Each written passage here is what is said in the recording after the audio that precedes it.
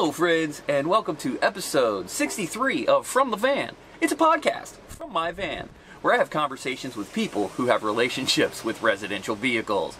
I'm your host, Marty Benson, and today's episode features Kat from Steel Honey. Kat has retrofitted an old Dodge van into a stick and poke tattoo studio, and she gives tattoos right next to the beach in San Diego County. And when I found out about that very unusual, enigmatic thing, I decided that I had to have her on the podcast before my opportunity to interview her escaped. And as such, I interviewed her before I got to know her, which is something that I usually don't take the risk to do. But I was like, if this woman is insane, crazy, it's gonna still be worth it because her story is that unique. Turns out that she is a wonderful person. We talked for hours, and I have probably the first half of that conversation as a podcast for you today. I really enjoyed sitting down with her. She's in the process of building out a short school bus. Currently, she's just tattooing in the van and doesn't live in there, but she's building out a school bus so that she can do both and have sort of both spaces in the same rolling machine. I hope that you enjoy my conversation with Kat. I certainly did. So here's Kat on episode 63 of From the Van.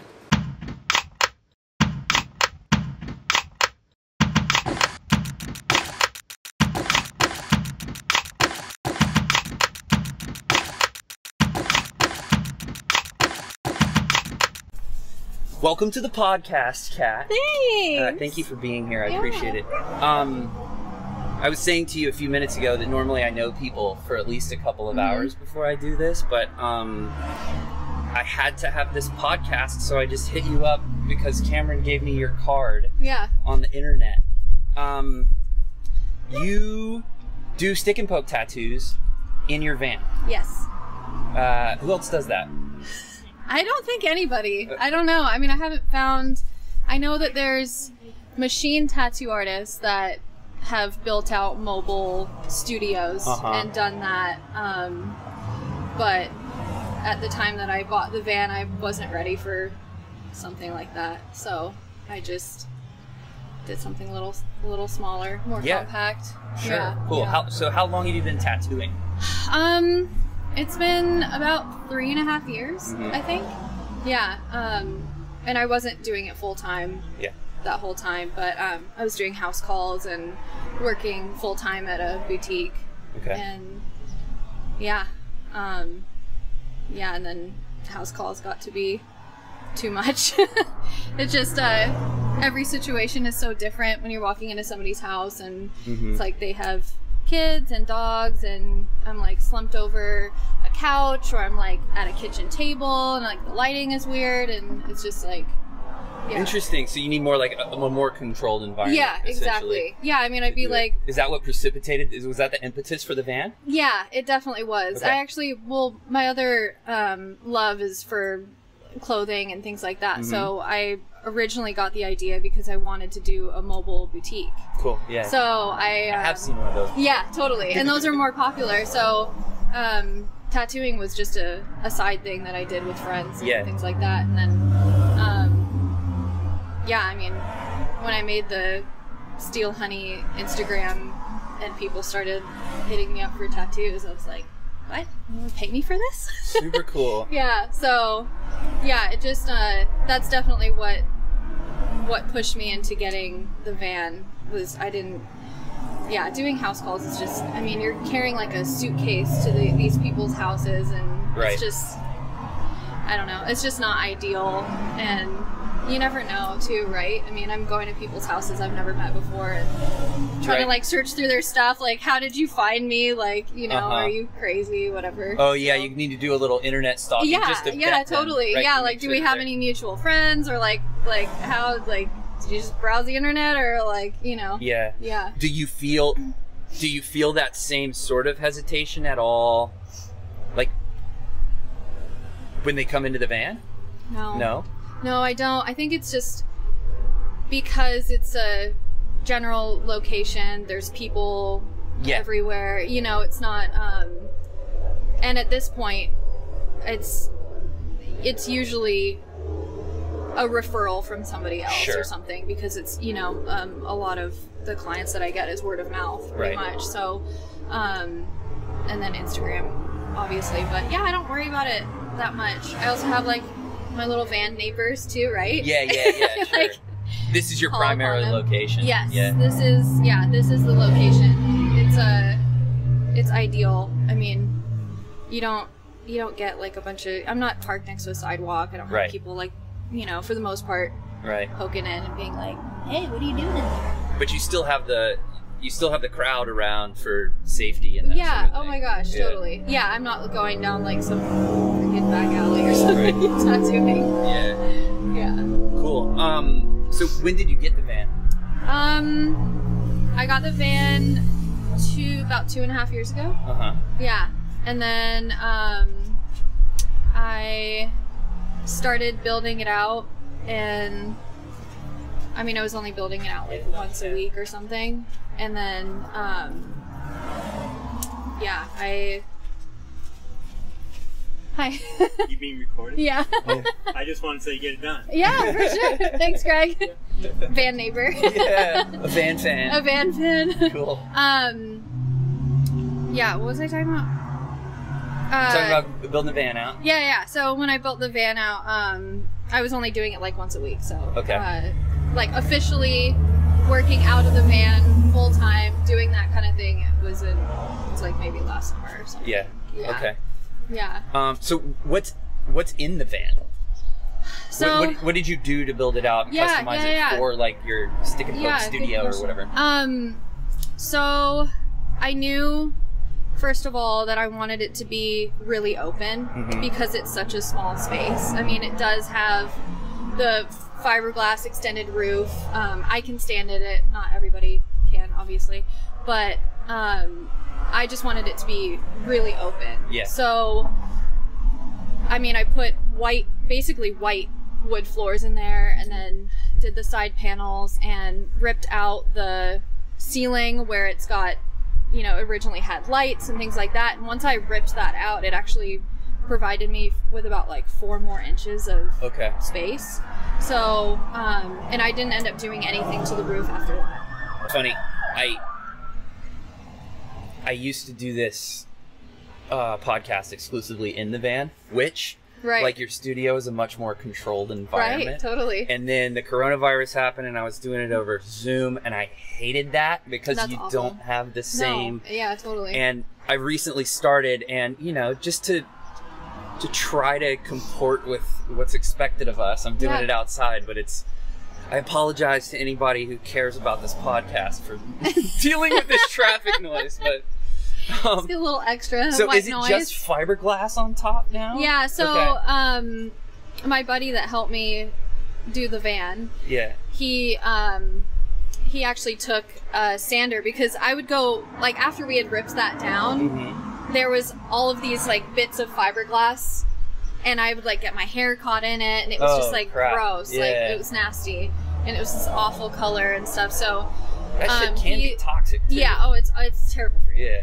It's terrible. And so he put on like a full on Hazmat suit. Yeah, exactly. And went in there like Breaking Bad, kind of like whatever with the suit. And he sanded the whole top Okay. of it. So then we went through and painted it and secured it so it's not, it's not gross and Leaching shit into your, toxic. Yeah, into your lungs and exactly. stuff. Yeah, so Yeah. it's much better now, for sure. And then Cool. it's just white, so it just provides even more space and stuff. So Well, let's go back a little bit further. You told me earlier that you're from Asheville, North Carolina. grew up, from like 2 to 10. And then what? Well, I guess, okay. I never know where to start. So I was born in Vancouver, British Columbia. Nice. Yeah. Mom is Canadian, dad is American. So they decided to move to North Carolina. So that's where my childhood was. Moved to Vermont with my dad for a little bit. And then my mom was still living in North Carolina, and she decided that she wanted to be closer to our family in Canada Okay. on this side. So she decided to move to Bellingham, Washington, which is actually very similar to Asheville in a lot of ways. Yeah. It's like super liberal, little hippie town. So I moved from Vermont. My dad and I met her out in Washington in 6th grade. So, so then that's where I spent my middle school and high school years, was in Washington and Bellingham. If I ever ask you anything that you don't want to answer, we'll edit it out. Okay. Okay. Good to know. But my southern brain is so like, I have a friend whose parents were divorced when he was like 6 or 8, Yeah. and they're like best friends still. Yeah. The thing that comes up that I'm curious about is that your parents didn't live together, No, actually. but they still came it's to live crazy. together again. Yeah, it's actually, and That's I've some like, hippie Vancouver, Right? Bellingham, Asheville dude, shit. for sure, it's so funny. Like I didn't realize it till pretty later on that like I'm so grateful for that shit. Like, Yeah, it's awesome. Yeah, it's so rad. Like they met in the Caribbean, and I was like such an oops, and they like moved to Canada, and like my mom had me there, and but they weren't together. Like they were just basically friends. Like I think they were married. Yeah. Question mark? I'm not really sure. So they just always, they loved me so much. They just like always moved together. Like they never lived. That's so rad. Yeah, they never lived within like more than 15 minutes of each other. Yeah. My entire childhood and all of that, except for that time that my dad had moved to Vermont. And basically, when my mom said, I'm not moving to Vermont because there's fucking 5 months of winter. Right. And then she decided to move to Washington. There was like, really, my dad was like, that's what we're gonna do. We're just gonna move. And then they lived again within like 15 minutes of each other. Okay. Like they were not together since I was like 2, when they like tried to live together, and it was like not gonna happen. I'm like triggered right now, but in a beautiful way, you know? Yeah. Because like my backwoods, like swamp Bible Belt Southern sensibilities, you know? Yeah. If a couple makes a kid, they get married. Yeah, absolutely. Before the kid comes out. 100%. And if they get divorced, they're obligated to hate Right. each other for the rest of their lives. Yeah, otherwise you're going to hell, right? And like, they're not allowed to live independent lives and also like each other and have a kid that they support. Yeah, exactly. Okay. Yeah, I know. It's definitely, it doesn't make sense. I mean, considering Asheville's like, it's such a liberal part of a really red state, right? So, I think if we were from anywhere else other than there, it would be like, that's not okay. Yeah. But yeah, they made it work. They for sure didn't always like each other. That's but they had the space not to. Exactly. Yeah. Yeah, totally. Cool. It is. It's very cool. And I don't know why that's I don't know why people are obligated to stay together if they don't if they're not happy. Cool. Yeah. So interesting. what brought you down to Southern California? How'd you end up here? Okay, do you want to get we want to get real, huh? We got all the time, dude. Okay, all right, let's get real. So Washington, all through high school and stuff, I got super into drugs. I was drinking a lot. It was like I was really struggling. So my mom wanted to send me to Puerto Rico to sleep on a cot for 3 months and do that kind of thing, and I was like, no, I don't want to do that. I want to go somewhere that like I would potentially want to live, because I hated Washington. It was like this fucking weather all the time. Yeah. Like, I mean, you wouldn't see the sun for like months at a time, right? And just rain, gray, like no vitamin D, whatever. So she sent me to rehab down here. Okay. And so that was I want to hear interrupting, this. So when I was 20, I ended up coming down here. Okay.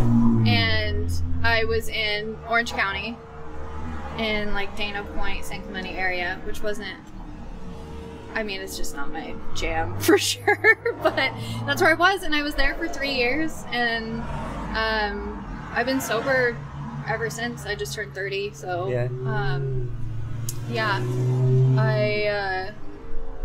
so that's the original reason that I came down to California. I was like, I want to be in the sun. I don't want to like you know, sweat it out somewhere. Where I'm just gonna come back to Washington and then be in the same crowd with the same people and all of that stuff. So I did end up moving back to Washington for a little bit.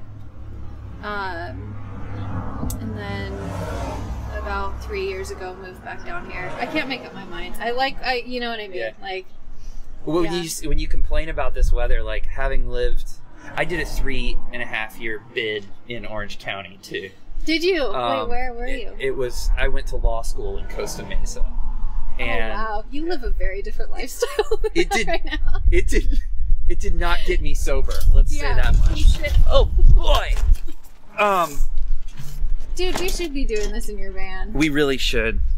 I'm tempted to just move. We can.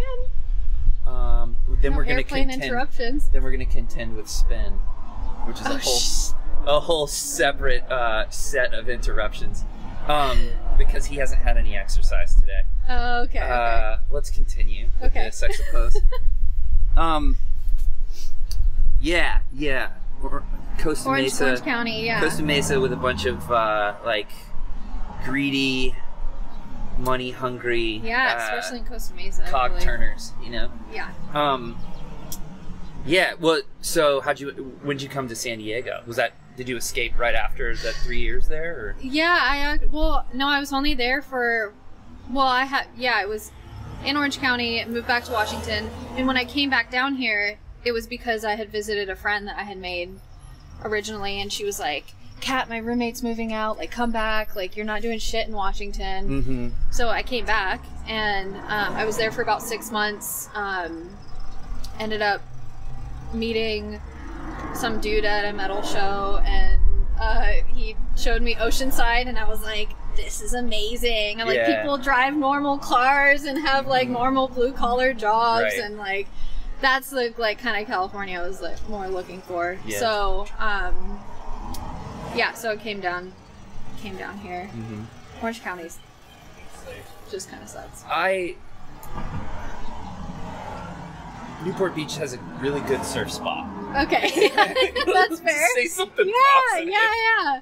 It's beautiful. It is geographically. Yeah. So I've like, you know, and I feel like it's a lot of money. It's getting better. Well, and that's on the coastal side, you know, and then there's a bunch of like peasants inland. Right. You know, it's weird because, and I feel like, to be fair, I feel like Oceanside is a little bit unusual even in San Diego County because it's got a lot more grit than most coastal towns. Totally. You know? And which is what I like. That's what I like about it. Yeah, me too. More comfortable, right? Me too. Yeah. Because the socioeconomic stratification and separation is like so huge in coastal Southern California otherwise. Okay, so do you live in the van? No. Okay. I don't, actually. Yeah. I don't live in the van. It's strictly, I tried to coin the phrase, it's the Vandio. It's my van studio. Yeah. And then I live just in Oceanside in a house with a couple roommates and stuff. Okay. But am doing the bus build. Mm-hmm. So once that's done, my plan is to live and work out of that. Yeah. So I feel like I skipped over this earlier. What you described what you built into your van, but what model is your current Vandio? Oh, okay, yeah. So it's a Dodge Ram 2500. It's a 94. Okay. Got it with like 82,000 miles on it. Mm-hmm. Yeah, it's like, it's been great. That's pretty good for an old vehicle. Oh my gosh, yeah. The guy I bought it from, I think he just went to the grocery store once a week in it, and just to keep it running or whatever. And it's been amazing. Yeah, yours is a Dodge. Mine is also a Dodge. Sick. Yeah, they're the best. Yeah, it's a good vehicle. Yeah. I think I've only had it for a few thousand miles, so we'll see. Yeah. So what's up with the bus? Is it a school bus? Yes, it's a short bus. You're building out a short bus. Yeah. How's it coming? It's a pain. Yeah? Yeah, it's a pain. But I guess I just had expectations for the build out because we had done the van and it was like, I mean, like I said, it's pretty straightforward because I wanted it open space and all this stuff, and so it's just floors and side panels, and we put lights in there and stuff. Yeah. But with the bus, it's going to be my everything, my studio and my living situation, all of that. So a much more involved process. Yeah, oh my gosh, incredibly. And like with the bus, it's built to tote children around, so it's like very structured, and like everything is cement glued to everything else. So the actual taking apart of the bus was insane. I mean, I bought it in January, and it took us months to get it to it's where made it to be is now. Bomb-proof, and like you're trying to dismantle 100%. It. It's exactly. almost impossible. Yeah, and with the van, it was like, oh yeah, I think it took us literally one day. Yeah. To gut the entire thing. And with the bus, it's like they have like rubber that's cement glued to plywood that has screws underneath, and you're like pulling up these little chunks of rubber along the entire floor, and just things like that. And it's just it's a total pain in the ass. So where are you at with it right now? What? Doing the ceiling right now. Okay. Yeah, and I originally wanted to get away with not doing the ceiling because it was this nice like sheet metal up there. It was already white. I was like, fuck it, we're just gonna leave it in there. And then my friend was like, you can't do that because we have to secure solar panels to the roof, right? And you really can't do that without putting something underneath, like some kind of block of wood or something to actually hold to, because it's just sheet metal and then the actual outside of the bus. Right. And sure enough, I looked up a video, and there was some dude that had just like tried to secure it to the top of his sheet metal bus, and the freaking solar panels flew off on the freeway. Just ripped off. Wow, that's a nightmare. Yeah. So, and there's a lot of, I'm sure you've come across this, there's a lot of misinformation about build outs. Really? Everything my on God. YouTube isn't like true? You'd hope. It's crazy. It's just crazy the things that people do, and everyone like pretends to be an expert, and then you're like, oh, I trust you. Right. Like, I'll fucking do that. Yeah. You know? You can learn a bunch of stuff on YouTube, but I feel like for everything you're trying to learn, you got to watch 6 videos and practice some deliberation about who's full of shit and who's not, right? Totally. Yeah. Yeah. And I like to trust people. So I just like assume that they just know what they're talking about. Like if you're going to post a video about it, like maybe you've already done your research. Yeah. But that's just not true. It's certainly not. So what?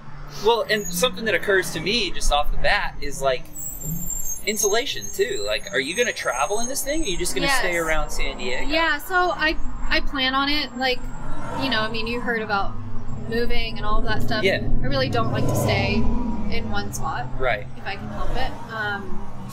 So, yeah, I do plan on doing some traveling. I'll stay on the West Coast, probably. I do eventually want to go to New Mexico. My dad spent a lot of time there, and I want to check out Santa Fe and stuff. And yeah, so I definitely I want to do traveling. So insulation, I got the really nice insulation for the floors, and anywhere I couldn't put that thick insulation, there's Reflectix, and cool. I mean we insulated the shit out of it. And then even the roof already had, or the ceiling already had that like insulation that they put in houses and stuff. So we kept all of that, and we're just gonna put it back up because I can save it $1 for sure.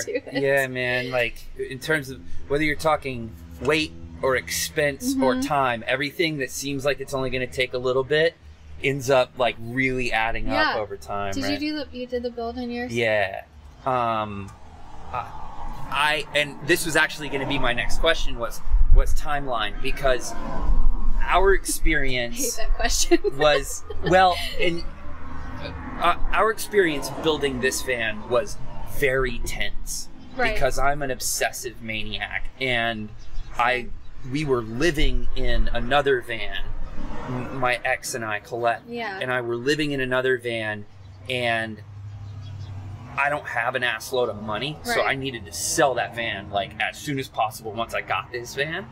And so I spent like 14 hours a day and built this van in 5 weeks, and it was like 5 weeks. Yeah. Holy and shit. She didn't murder me. That's She's incredible. a fucking angel. Yeah. So what's the deal? You live in a house. You have a van that you can do your stick and poke in at the moment, so it doesn't seem like there's this like super pressing. Yeah, there's not. There was a couple things, like I really wanted to do this event at the end of May, and that's how this kind of like whole bus journey started. And I really want to be able to do events like that, and the bus is not going to be done by the 22nd of May. Like, let's just get it right.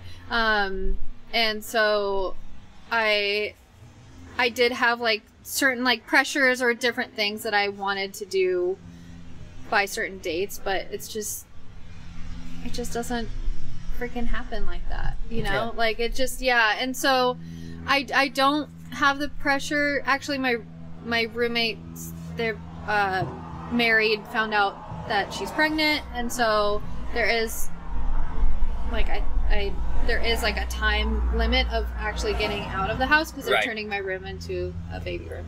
But that being said, while I'm building out the bus, I can, I have other options. I can sleep in the van, or I can still work out of the van, and while the bus is under construction, I can live in the bus or whatever. So it's so nice to just have this option, and until the bus is complete 100%, I'm not doing anything with the van. Like, I'm keeping the van. I'm gonna be working out of the van until you're done. Yeah, cool. So what's the bus gonna look like when it's done? What are you putting into it? It's gonna be so pretty. So when you walk into the van, the bus, I keep doing that too. Everything's a van. Everything's a van, yeah. I call everybody's little Mazda a van too. It's like, dude. My brain is broken. Yeah, totally. Everything's a van. So when you walk into the bus, the front part of it is going to be the studio. So it's going to be pretty open, and I'm just going to have my tattoo table on one side, and then a sink with hot running water and all of that.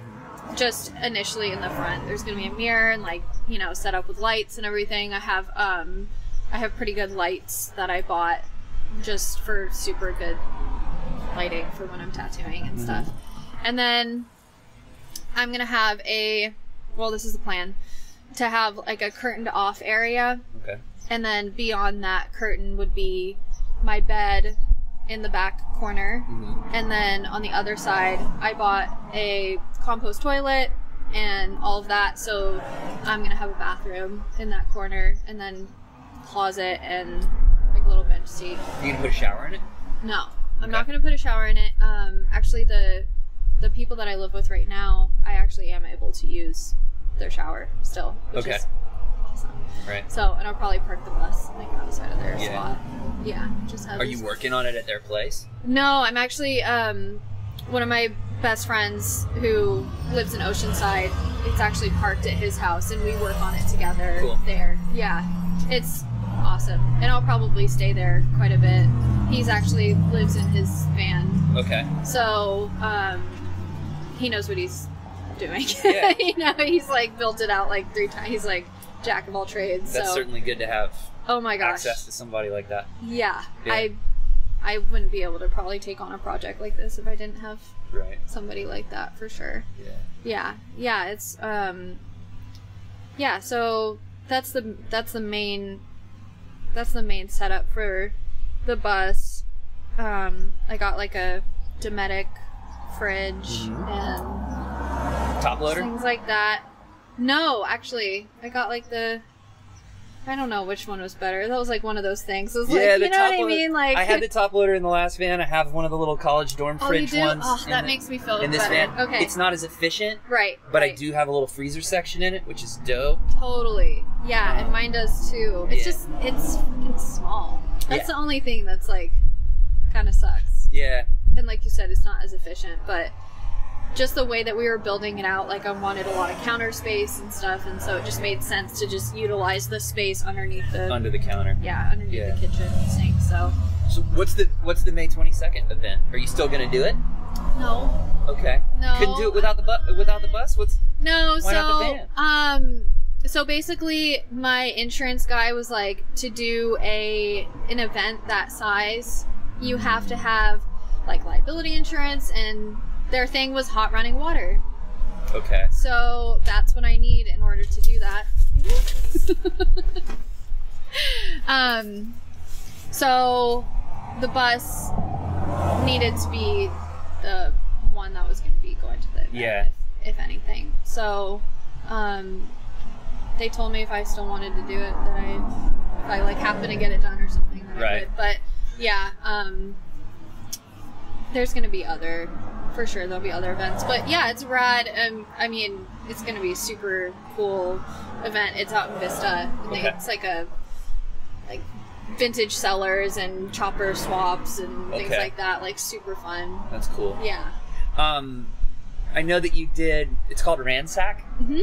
You did an event, and then I've seen some promotion too with them. Yeah. Since then, there's a boutique in Oceanside called Ransack, and you did one of their events. So you're doing smaller events. Small events, very small, like under the under the radar. Under the radar, yeah. for sure. Yeah. Yeah.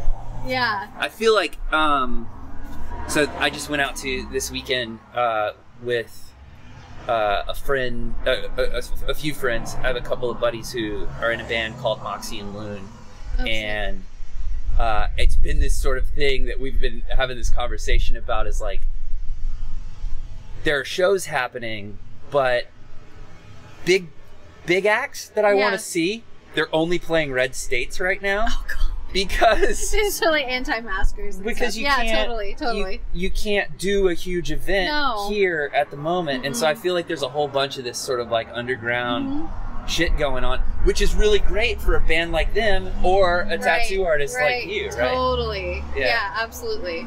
Yeah, it's nice. I feel like people are getting antsy and wanting to do stuff, and it's like we're approaching summer, and it's just like people just want to get out of their freaking house. It's going to be crazy this summer. Oh, hell yeah, it is. My buddy, I was talking to my friend about how insane like coastal Southern California is, and she's like, yeah, I shouldn't have put my money in high interest savings accounts.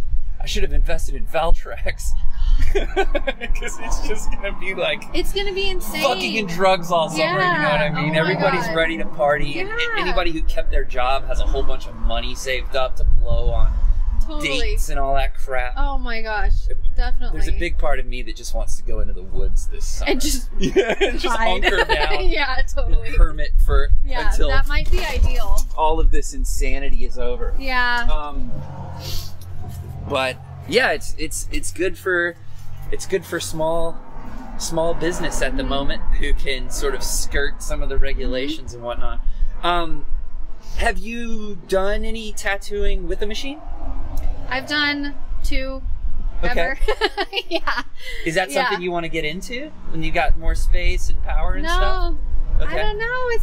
It's just, there's so many amazing machine artists out there. I just want to do something that's different, that I'm good at, and that I enjoy. Like, I enjoy tedious work. Yeah. So it makes sense that I want to do, like, I always preferred like hand sewing over using a machine. You know, just things like that. Sure. Like, I just like cool. I like the challenge of making an image look like it was kind of done with a machine. You know, and I'd rather just do something that's like a little bit more niche, and I mean, we're in Southern California. It's like I feel like everyone's a I used to joke artist. when I moved to California. I moved to California when I was 23 from North Carolina, and I lived there in South Carolina. And in South Carolina, I believe I'm totally fucking this up because I don't know tattoos. I don't have a tattoo. I was gonna ask you. No. Well. In South Carolina until I believe 2004, or maybe even later, it was illegal to give a tattoo professionally, period. Right? Really? And so in this backwards ass swamp community, the only people that had tattoos were people from out of town, military people, and drug addicts. Yeah, you know totally. what I mean? And I used to joke that the difference, the flip when I moved to California was if she didn't have a tattoo, she wasn't old enough for me to talk to. You know what I mean? Because they're everywhere. So out here. true. Yeah. Yeah. Oh my gosh. Everybody has tattoos. I mean, yeah, everybody has tattoos out here. That's funny because you'd think that more people, like in the South, like having a huge military community and things like that would mean that there was a lot of people that was tattooed. Yeah. But that is crazy. Oh, you're still good up there. So I am going to ask you a bunch of totally uninformed, ignorant, naive tattoo questions. I love it. Because I don't know anything about Do you have any? You never. I don't have any tattoos.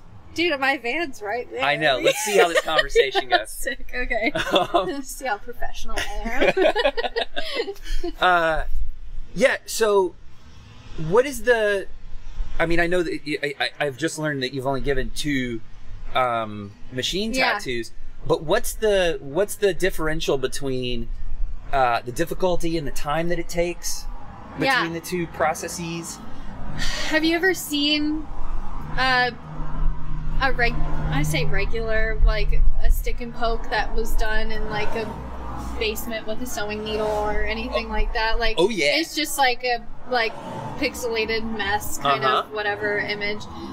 So I'd say that is like your average stick and poke. So as far as like the difficulty or like creating an image is much harder with that style because you are doing dot by dot, and with a machine, as long as you can drag a line, then you're gonna make a line, you know, because it's just doing it super duper fast. So it's like drawing with a pen or a pencil. Yeah, exactly. So with stick and poke is like there's certain techniques that I've learned, you know, over time that like going at like an angle and things like that make a line from dots, basically. But it is more time consuming. 100%. It's more time consuming.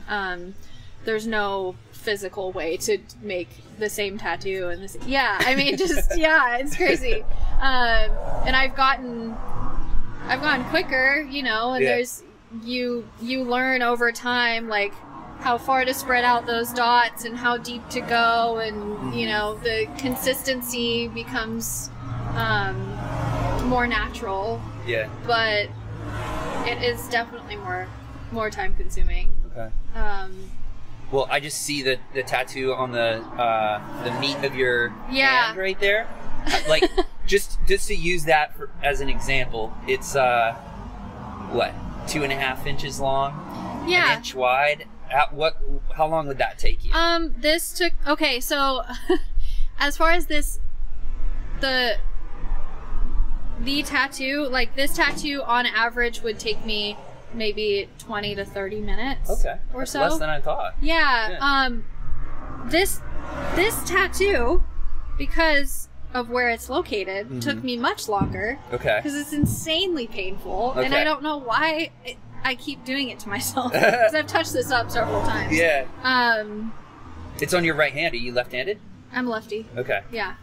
Yeah. I actually, and I was a righty for a while. I was tattooing with my right because I fell really, really gnarly on my left hand. Okay. But, so I have, you know, I technically can do both if I ever like fuck up my wrist again. Ambidextrous. Have you ever given 2 at once? No, I should try that. Seems terrible. It would be really hard too. I wouldn't be able to spread the skin. But like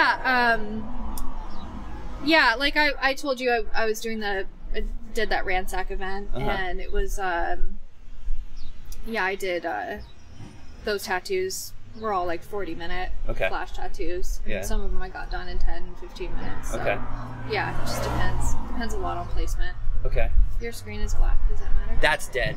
Oh, okay. But this one's still working. Oh, sweet. And it's got multiples in it. It's fine. I do this because I'm scattered and, you know. Yeah, that's fair. Well, okay, so what about color? Do you do color? I have done color. Okay. Yeah, that's a good question. I will do color. Currently I only have red, gold, and white, because those are the only colors that people have asked me for. It's funny that you say that. I actually just ordered like a whole rainbow of colors because I'm starting to get more people asking for color. But with the style that I do and the work that I like to do, I like to stick to black tattoos. Yeah.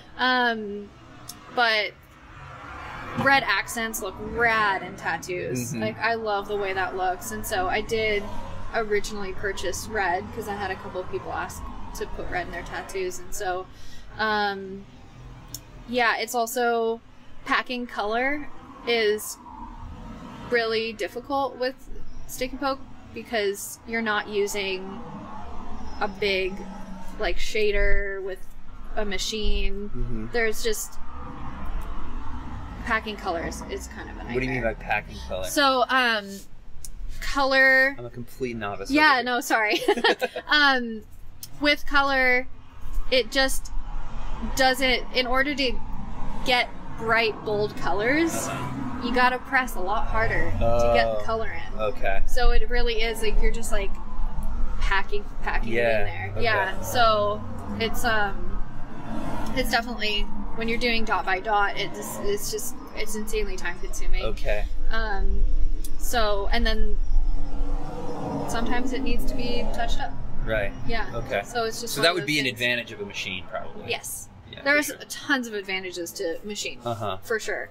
What I like about stick and poke, and something that I didn't really initially think about when I started doing it, or when it became my full-time job, I actually, they're less painful, stick and poke is. Okay. And they're less traumatic to your skin, so they take way quicker to heal. Yeah. Which is really nice. So there are advantages to stick and poke too. Right. So it just depends, you know. I mean, if you're getting like a whole leg piece, like, yeah, maybe machine would be ideal. But if you just want something like small and, you know, I've done bigger pieces, but, you know, it is nice, the healing time. I actually had this one lady that she, her skin was super sensitive. Like, she had this tattoo on the inside of her arm that was, the ink had bled under her arm, and so it looked like she was bruised all under her arm. And so she came to me because she wanted a chest piece, and she wanted her neck done and all of this stuff, and she, you know, she had lots of tattoos, and so she came to me because she heard that stick and poke is less traumatic. Right. And sure enough, like, the tattoo is healed fine. It's not, nothing's happened. It hasn't blown out or anything. Yeah. So, yeah, so there are definitely advantages to that. The day I met Cameron, I think you had tattooed him the day before, and he showed it to me, and it was like, sweet, yeah. It was like, didn't look like, yeah, it was like totally healed. Set up, yeah. Yeah. He's like, it doesn't even hurt. Like, you barely, like, I forget about them. Like, I mean, I'm like terrible with my own tattoos. I never really don't take care of them as well as I should. But yeah, they heal so quick. So, what is your subject matter? What do you do? That's a good question. What do you like to do? Anything Will you do nature anything related. that somebody wants? Oh, okay. Yeah, that's my shit. Yeah. Like, I love doing, like, and I've been posting about it a lot more. I've always like to do freehand stuff, but I've been actually saying, this is freehand. So it being freehand means that you're not using a stencil at all. You're taking, I usually use like yellow, orange, and red Sharpies, and I draw an image right on the skin. Okay. And then I just go for it. And then you use those as your guide. Yes, exactly. So, I was wondering what those colors were that I was seeing on Instagram. Yeah, totally. Okay. Yeah, so that's what freehand means. Right. So I've been posting a lot more that I do freehand work. And my favorite thing to do is natural, organic, leaves, flowers, trees, like anything like that. Bugs, animals. I don't know. I don't know. It's just it's like stuff that I have on myself. So I think it just somebody comes to you with like a specific thing that they want you to do. Will you freehand that, or is there like a transfer that you'll use? Yeah, it depends on the image. So, I'm trying to think of like an example, but there are definitely stuff that I use stencils for. There was a chick that came to me like a week ago, 2 weeks ago, who wanted a Medusa on her wrist, which has tons of snakes, obviously. Sure. And so I used a stencil for that. I'm not going to sit there and take an hour to freehand snakes and try to make it like look symmetrical and stuff. Yeah. So I initially draw the image, so it's all my work. But I do have an iPad, and I just finally figured out my stencil printer thing, which basically I can take it from the image from the iPad and just print it out on stencil paper. Okay. And then put the image on, and then. And does that work? Does that work sort of like the stencil paper? Does that work sort of the way that a fake tattoo would, like a stick-on kind of. tattoo? Yeah. Actually, it's just a different color. So the stencil paper that I use is red. Majority, I'd say, of stencil paper is purple. But what I've noticed with that is you're using black ink most of the time, so it's so close to the purple that sometimes, especially with stick and poke, is like you need to know that you're drawing out the line and that the dark color that you're seeing is black and it's not purple. Right? You know, so it's so you need close. That contrast. Yeah. So, but essentially that is exactly what it is. It's just a stamp, basically, that you're putting down so that you can create the Trace image. It, sorta. Yeah, totally. Okay. Yeah. Why would you use 2 or 3 colors when you're freehanding to do a tattoo? It's kind of like a rough draft to a final draft. Oh, okay. Yeah. So the yellow is very light and just kind of I get an idea of where I want the image. It's not, there's no, perfect lines or anything like that, but it's just to see where it's going on your skin. So, and then, usually yellow and then orange, and then sometimes if I want to get more detail in there, but honestly, like, I kind of just get a general idea, and then once I tattoo it, I always have to warn people, it's going to look way better than this when we're done. Because I'm using, like, thick-ass Sharpies, and it's, like, it's just way thicker and looks kind of janky. It's just to get a general idea. Sure. So that's, really enjoy doing that. Do you ever find yourself, like, you're drawing something with the Sharpies and like hating it and having to clean it off and like start over? Yeah, absolutely. Yeah. Especially when you're like, I feel like when you're so hyper focused on, where it's going, like you have to do, I think a lot of like painters probably feel the same way, where it's like, step back. Yeah, you gotta step back and you gotta see, and then you're like looking at it from far away and you're like, oh, it looks like shit, and then you gotta like go back and like kind of erase and start over. Try not to be raw with their skin, trying to get the Sharpie off. The Sharpie's not easy to get off the skin. What do you use? It's called green soap. Okay. And it's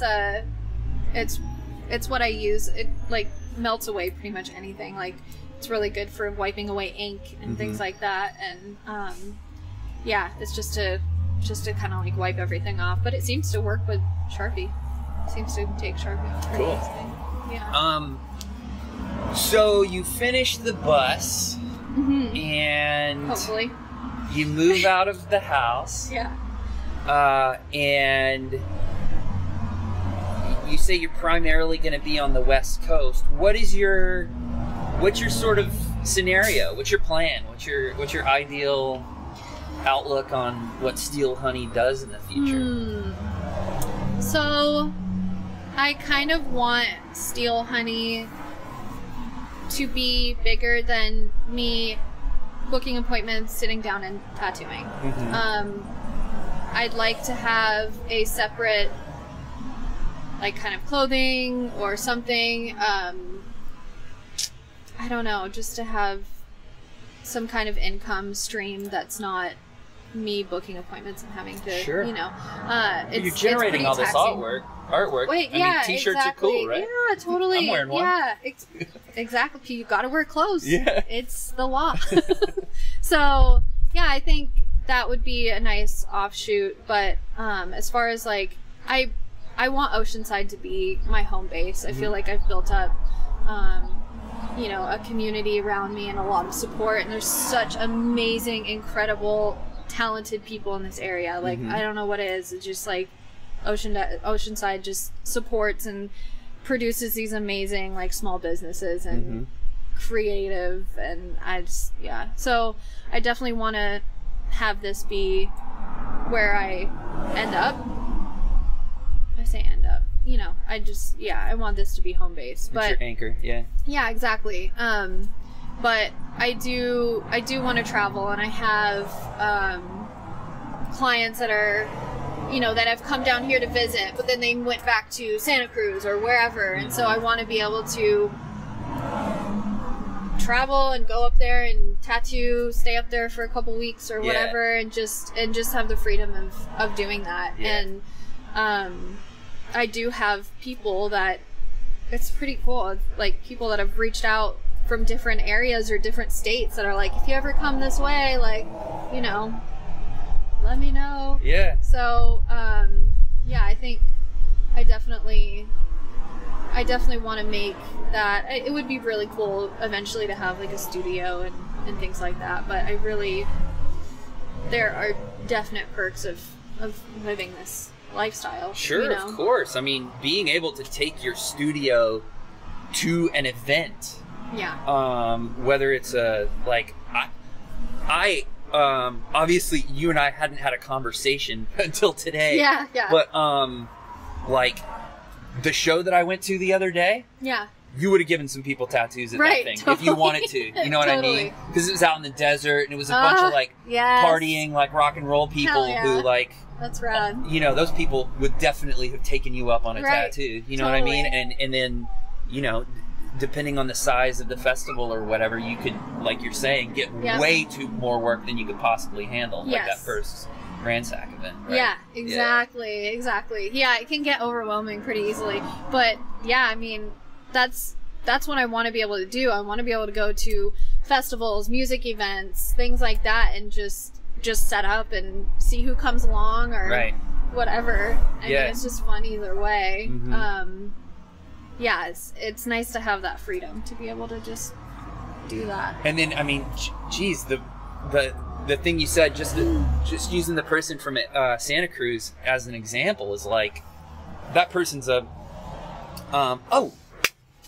how much does that tattoo cost, the one on your hand? That's what I didn't ask you. Oh, okay. Yeah. And then I'll go to the Santa Cruz. Yeah, so my I charge by hour. So I have a base of $50. So that's the minimum. So like I said, like, this would take me an hour or less. And so $50. I try to stay reasonable. And I do have people that are like, you should change your prices, like, you charge too less or whatever, but it's $50 an hour. Okay. Yeah. So, and as I get quicker, it's like, you know, it's a better deal for you. It's a better deal for them for sure. Yeah. But yeah. So that's my price point right now. It's just $50. Do you do a lot of tattoos that take substantially longer than an hour? Yeah, I did one the other day. Medusa sounds time consuming. The Medusa was time consuming. That took me about 3.5 hours. Yeah. Yeah. That's it? How big is it? Oh, it's on her wrist. Okay.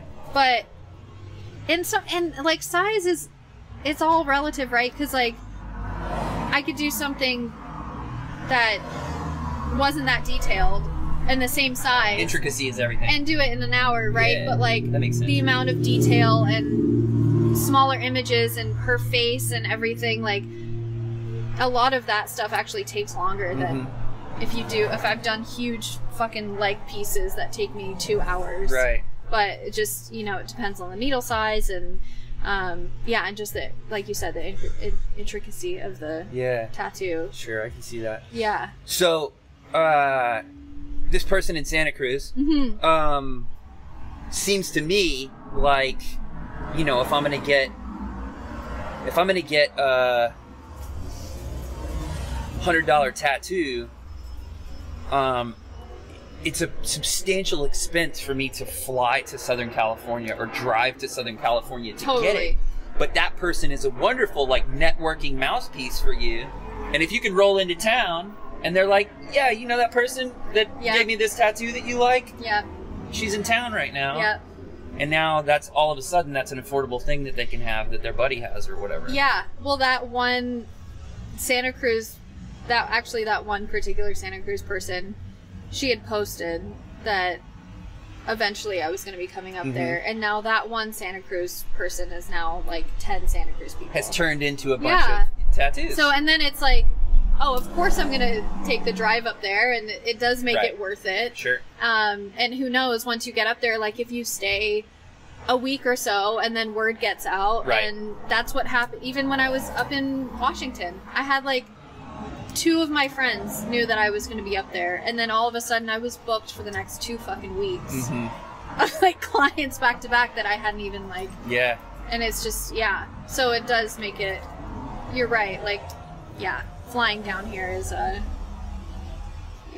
it's cost prohibitive for them, right? And it's way cost prohibitive for you to go up there to give them a tattoo. Same thing. Yeah. But if you can go up there and chill out for a while, and there's no expense associated with staying, just the transport to get up there, then okay. So, I mean, you're making me really excited about van life right now. Love it. Because it's so dope. Like, you know, Moxie and Loon, they have vans, and like they pull their vans together, and Jake has enough power to power both of their amps and stuff, so that they can play outside of their vans. The van you're talking about. That's so cool. Yeah, and like I've seen them play all sorts of different places and stuff, and he and I were getting so excited. Nick and I were getting so excited yesterday, just talking about how many options the van thing creates for you. So here's the icky question. Because I'm producing a fucking podcast, so I shouldn't feel icky about self-promotion, but what are you doing about social media, Kat? Are you playing the Instagram game hard or what? I feel like You post a lot of stories. Yes, and honestly, it's like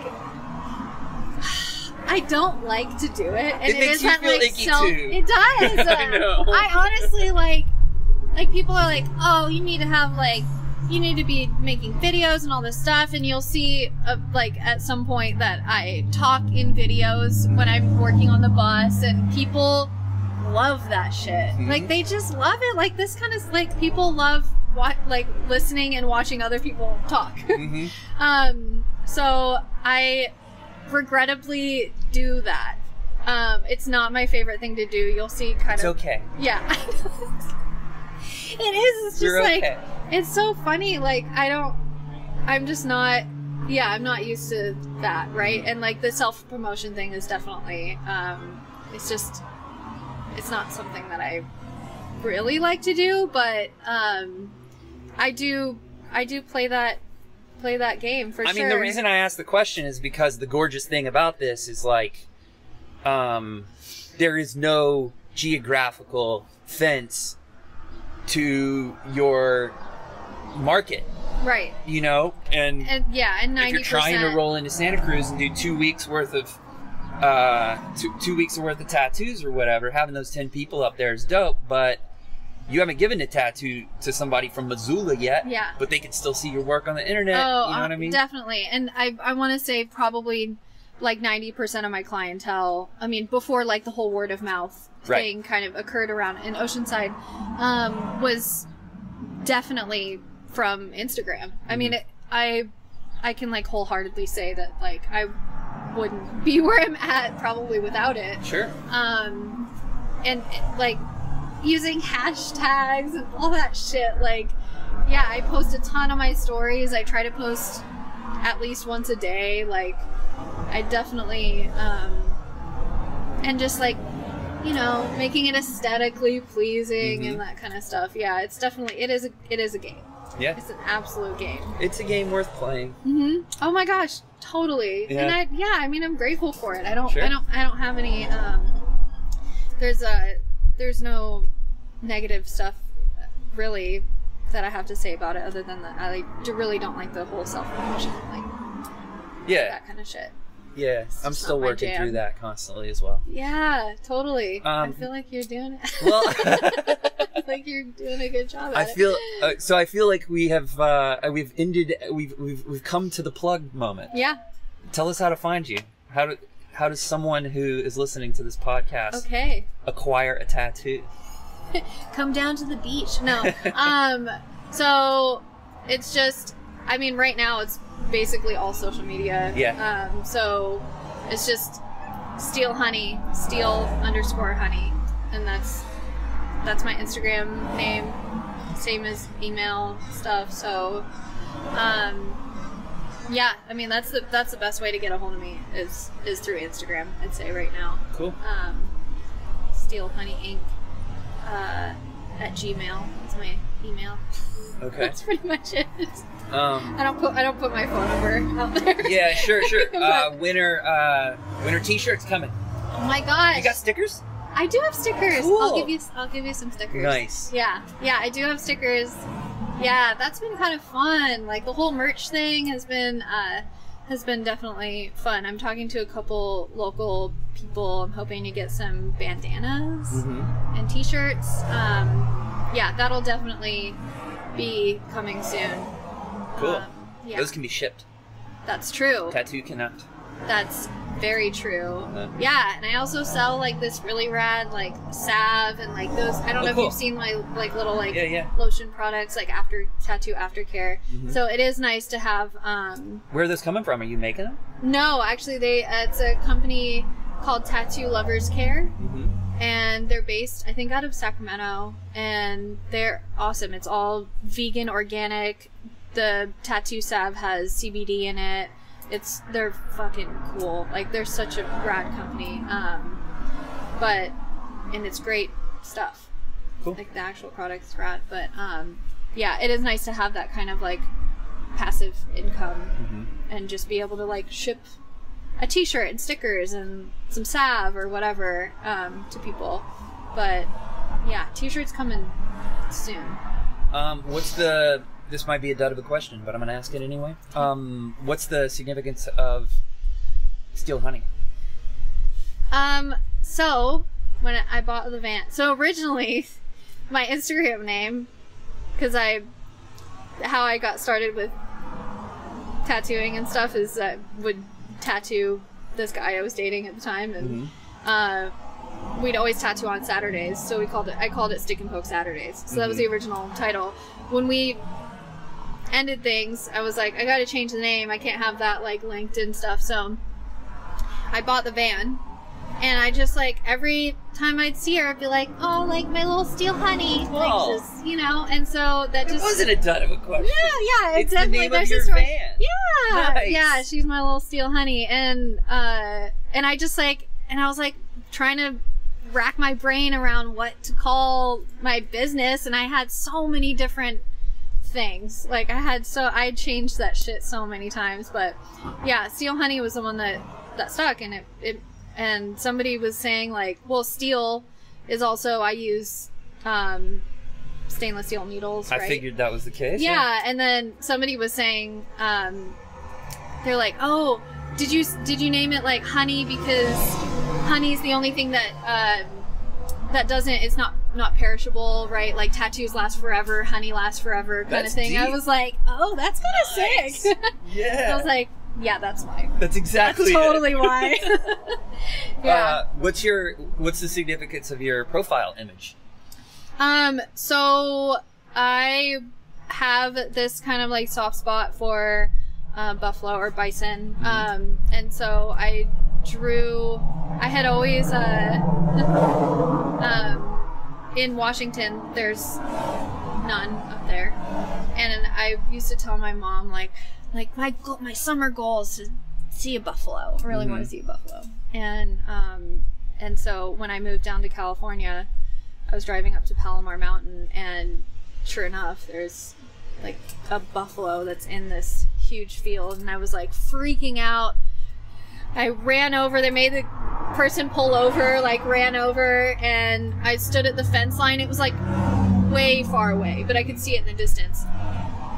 All of a sudden it starts to approach and it came right up to the fucking fence line. Whoa. And I got to pet his head. Holy crap, it was so cool. I was like, I mean, I love all animals. I just like have like a soft spot for animals, but that was like a really cool, like, oh, I'm in California, like, moment. And so again, I had hadn't really decided what I wanted the image to be, and that was kind of always in the back of my mind. So it's a bison skull, basically.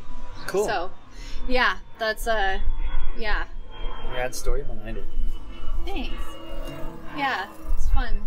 Yeah, I definitely wanted it to be like kind of meaningful, you know. But is that the business logo for good, or? Yeah, and I do have another logo that's just the SH. That also has a. There's always reasons behind the images, but there's like the chemical element for steel actually looks like an H with like a little loop on it. So I just continued that loop and made an S. Oh, cool. So it's like a SH for. But yeah, that is definitely going to be. That's the image. Yeah. Yeah, and I did outsource for a couple people to draw up a logo for me and stuff, and I just ended up doing it myself. I just, I don't know why. I just like, my mom's like, why? She's like, you're an artist. Like, why? Yeah, it seems best that you do it. Yeah. I'm with your mom on that. Yeah, I just, I don't know. Yeah, it's just like that self-doubt kind of thing. Like, oh, somebody else could probably do it better or whatever. Right. But, yeah, I ended up doing it. So, yeah, that is going to be the image for sure. Well, is there anything that we haven't covered that's like burning in your brain right now at the front of your mind that we need to talk about? Wow. I can't think. You have very good questions. You're very good at this. Oh, come on. Take it. Tell me more. Just take it. Like, stop, but keep going. Thank you so much for doing this. It's been a really good time. Thank you. Yeah, this is rad. Good deal. Yeah, I love what you do. This is all right. Cool. I can't wait until the van's done. The bus is done in a couple of weeks. I did it too. I did it. It's a van. Yeah, it's a fucking van. Yeah, it'll be done by May. Bus. Into May. That's what I'm fingers crossed. We'll see. I didn't ask you this. Okay, one more time. Just one last question. How much are you working on the van? God damn it. I'm telling you, dude, it's everything's hard. A van. It is everything. It's fucking impossible. Yeah, like, are you tattooing full time? Yes. And like 40 to 50 hours a week. Holy shit! Yeah. And you're just working on the bus like in the 2 evenings? days a week. Okay. No, I do. I work 5 days a week. I'm down here usually at 9. I usually leave around 6 or 7 every day, and then 2 days a week I work on the bus. Okay. So if there was more days in the week, then I'd be doing that. But yeah, you'd think with me being able to do my own schedule that I wouldn't. I would have made more time for the bus. But yeah, but you like doing all of this stuff, oh my and gosh, you got to make absolutely. money, right? Yeah, totally. So yeah, usually like at least 1 day a week, but mostly, yeah, I try to work on the bus 2 days a week. Yeah, because otherwise it'll never fucking get done. Yeah, for sure. Yeah, but hopefully, yeah, end of May, I'm thinking it'll be done enough for me to at least like live out of, and then still make my final touches. And I'm picky as hell too, so like I gotta make it look nice. Yeah. Just right. Yeah, totally. Yeah. Cool. Well, thank you again for doing this. Thank you. I gotta pee. Yeah, I feel that. All right, y'all, we did it. That was a wonderful conversation. I really enjoyed talking to Kat. I was very impressed with how candid and open she was with a dude that she had no idea about at the beginning of this thing, and that's the kind of people I want to run into. You know what I mean?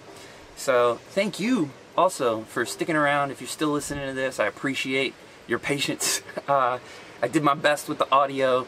I think I'll move back into the van soon. My apologies to Kat for not doing it earlier, but I listened to the episode and I was able to, it was relatively intelligible, so apologies for the sirens, and car horns and shit, but hopefully someday soon we will be able to curtail that. And yeah, so come back soon. Actually, the next episode that I'm recording is with Chris and Taylor Allen, the Adventure Allens, and Muscles on the Move. We're going to do that live from Tiny Fest, California, which is happening May 14th through 16th at Del Mar, California. If you listen to this and you're close enough, like in striking distance, to come to Tiny Fest, go for it. I will post that episode next Tuesday, so if you can't get there, that episode will still be on there. And I think they have a live stream of the event too that you could sort of participate at a distance if you can't make it to the fairgrounds. So look forward to that episode next week. Thank you for listening from the van.